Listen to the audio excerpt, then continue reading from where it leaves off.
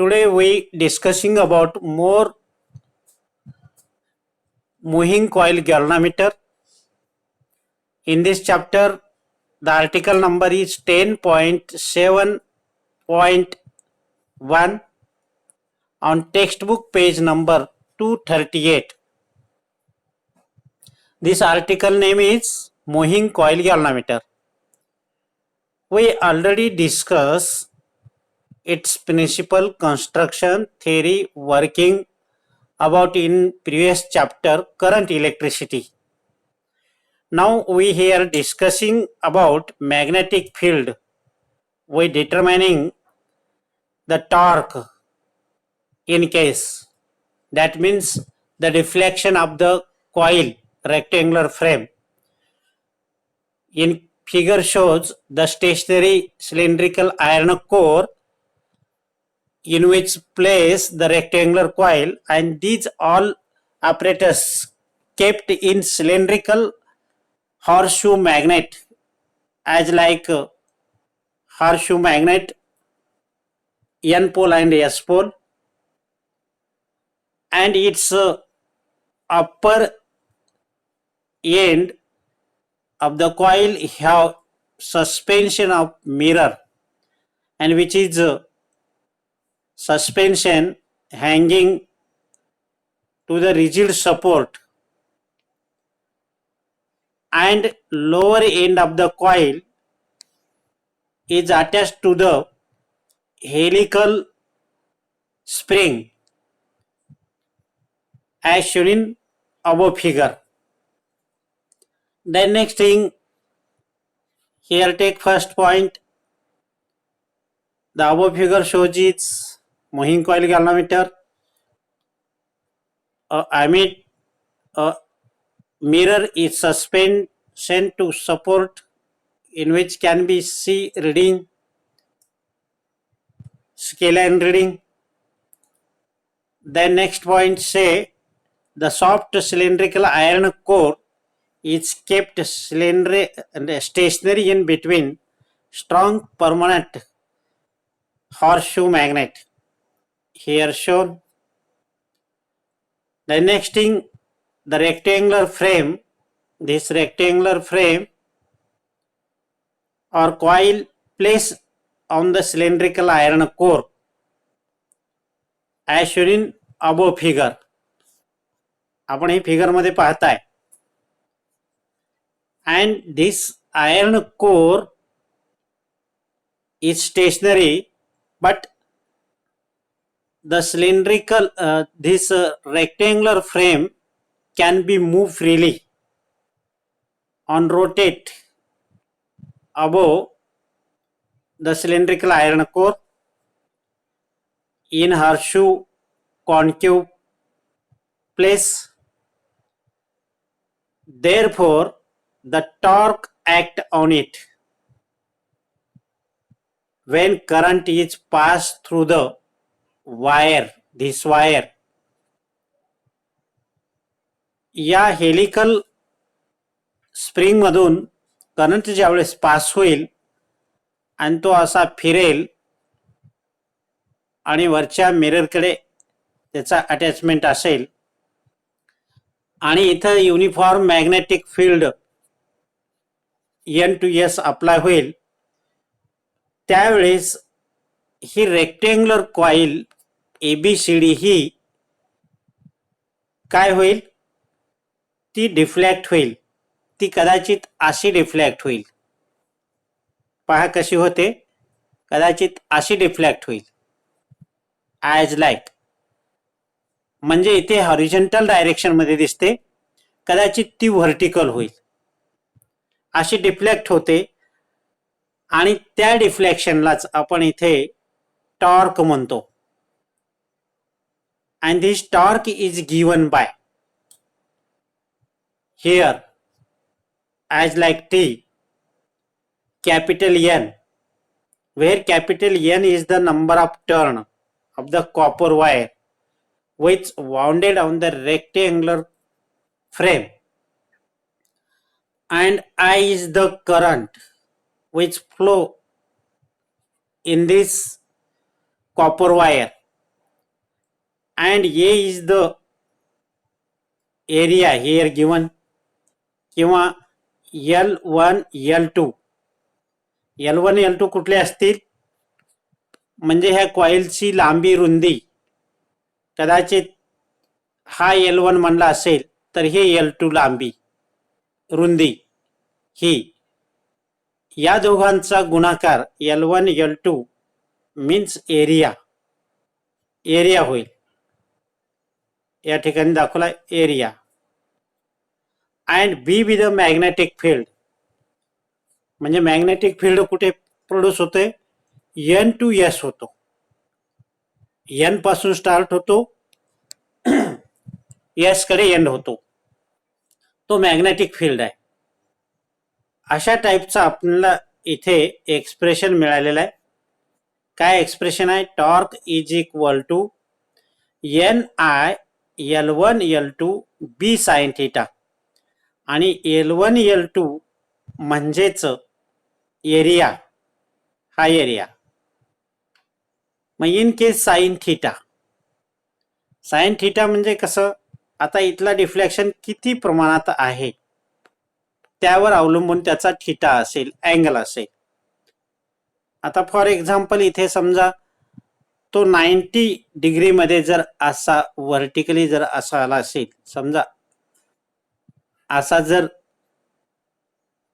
तो झाला असेल, म्हणजे ह्या हॉरिझॉन्टलच्या अपोजिट मध्ये व्हर्टिकली झाला असेल, तर इथे निश्चित त्याचा राईट अँगल तयार होईल, म्हणजेच थिटा इक्वल टू 90 अँगल तयार होईल. मग when theta is equal to 90, the sine 90 its value is 1. So the torque acting on the rectangular coil frame is equal to, we get expression, new expression, काय मिळतं, NIB मिळतं. अशा प्रकारे आपल्याला इथे टॉर्क मिळतो. आता वेगवेगळ्या अँगलचा वेगवेगळा टॉर्क मिळत असतो. आता त्यामध्ये वर्किंग कसं असतं पहा. When current I pass through in the coil, जेव्हा त्या हेलिकल कॉइल मधून करंट पास होईल, then it coil produces angular deflection. तो अँग्युलर डिफ्लेक्ट होतो. मी आता तुम्हाला डायग्राम काढून दाखवली. हॉरिझॉन्टल मध्ये आता सध्या स्थितीला आहे, तो व्हर्टिकल होईल, थोडा इकडे तिकडे होऊ शकतो, आणि तो जो काही डिफ्लेक्शन आहे तो अँग्युलर डिफ्लेक्शन असं म्हणलेला आहे. पण आणि विच इज शोज फाय, हा फाय म्हणलेला आहे. If the deflection is phi, the restoring torque due to spring is K phi. बघा आता इथे रिस्टोरिंग टॉर्क निर्माण होतोय. सुरुवातीला काय झालेलं आहे, इथे डिफ्लेक्ट झालेला आहे. जेव्हा करंट पास होतो तेव्हा पहिल्या पेजवर बघा, जेव्हा करंट पास होतो ती कॉइल डिफ्लेक्ट होते, आणि डिफ्लेक्ट झालेली कॉइल परत जसा आता हॉरिझॉन्टल पोझिशन मध्ये आहे त्या पोझिशन मध्ये येण्यासाठी प्रयत्न करते. मग त्याला म्हणायचं रिस्टोरिंग टॉर्क असं म्हणायचं. आता इथे टॉर्क जो काढला तो हॉरिझॉन्टलचा व्हर्टिकल म्हणजे परपेंडिक्युलर झाला त्यावेळेसचा आहे, आणि आता परपेंडिक्युलरला गेल्यानंतर तो परत स्थितीला येण्याचा प्रयत्न करतोय, म्हणजे त्याला काय म्हणायचं, रिस्टोरिंग टॉर्क म्हणायचं. आणि restoring torque is directly proportional to the angular deflection. Here we take angular deflection is phi, म्हणजेच some constant take here, the restoring torque K phi, some constant K, and that can be write as torque is equal to K phi. Here K is the spring constant आहे, torsional constant of the spring, म्हणजे त्या स्प्रिंगवर पीळ पडते आणि ती पीळ पडलेली परत स्थितीला येण्यासाठी जो काही स्प्रिंगचा प्रयत्न असतो, तो जो काही कॉन्स्टंटपणा असतो त्याला के म्हणलेला आहे. Next thing, we know equation number 1, तो डिफ्लेक्टिंग टॉर्क आहे and that's expression is NIAB, आणि इथे आपल्याला रिस्टोरिंग टॉर्क मिळालेला आहे. बघा फरक लक्षात घ्या, दोन्हीही टॉर्क आहेत. फॉर एक्झाम्पल, आपला झोपाळा असतो किंवा simple pendulum initially main position, मग आपण काय करतो, त्याला एका बाजूला ओढून घेतो, एक्स्ट्रीम पोझिशनला एका कडेला ओढून घेतो आपण, तो काय झाला, डिफ्लेक्शन झाला. आणि ओढून घेऊन तुम्ही ज्या वेळेस पकडता एखाद्या झोपाळ्याला किंवा बाळाच्या पाळण्याला, त्यावेळेस तो पाळणा तुम्हाला सेंटरकडे ओढण्याचा प्रयत्न करतो. म्हणजे तो ओढण्याचा प्रयत्न म्हणजेच काय असेल, रिस्टोर होण्याचा प्रयत्न करतोय. आपण डिफ्लेक्टिंग टॉर्क केला म्हणजे एक्स्ट्रीम पोझिशनला घेतलं, आणि एक्स्ट्रीम पोझिशनला घेतल्यानंतर तो पाळणा मूळ स्थितीला जाण्याचा प्रयत्न करतोय, म्हणजेच रिस्टोरिंग टॉर्क ऍक्ट होतो. त्याच पद्धतीनं त्या रेक्टँग्युलर कॉईल डिफ्लेक्ट झालेल्या कॉईलला मूळ स्थितीला येण्यासाठी रिस्टोरिंग टॉर्क ऍक्ट होतो, आणि तो टॉर्क इथे के फाय म्हणलेला आहे. तर हा दोन इक्वेशन आपल्याला मिळाला. के हे कॉन्स्टंट असतं, त्या ह्याच्यावर अवलंबून असते त्याची किंमत. In case we taking these two equation can be equate. Equation number 1 and 2 दोन्ही टॉर्क आहेत, एक डिफ्लेक्टिंग आहे, एक रिस्टोरिंग आहे. सेम मॅग्नेट्यूड आहे तसे, पण अपोजिट डायरेक्शन आहेत. मग ते इथे आपण इक्वेट केलेलं आहे. पहा, मग इक्वेट करून आपण काय काढतोय, तर हियर रिस्टोरिंग म्हणजे डिफ्लेक्टिंग अँग्युलर डिफ्लेक्शन काढतोय, फाय काढतोय, and that's can be depending upon the, कोणावर डिपेंडिंग आहे, ओनली आयवर डिपेंडिंग आहे. करंट किती प्रमाणात पास होतो त्या प्रमाणात त्याचं डिफ्लेक्शन अवलंबून आहे. त्या कॉईल मधलं number of turn N is constant असतं. प्रॅक्टिकल सुरू झाल्यानंतर त्यात बदल होत नाही. Area of the coil L1 L2 त्याचा प्रॉडक्ट कॉन्स्टंट असतो. त्या रेक्टेंग्युलर कॉईलचं लांबी रुंदी सारखी कॉन्स्टंट असते, ती बदलत नाही एकदा घेतल्यानंतर. आणि स्ट्रॉंग मॅग्नेट आपण अप्लाय केलं असतं NS, तेही काही प्रॅक्टिकल करताना बदलत नाही. And K is also constant. So these all the value are constant. So the angular deflection only depends upon the passing current through in the rectangular coil. जसं जसं करंट इन्क्रीज होईल तसं तसं डिफ्लेक्शन वाढेल, आणि जसं करंट कमी होत जाईल मॅक्झिमम टू मिनिमम, तसं डिफ्लेक्शनही मॅक्झिमम टू मिनिमम होत जाईल.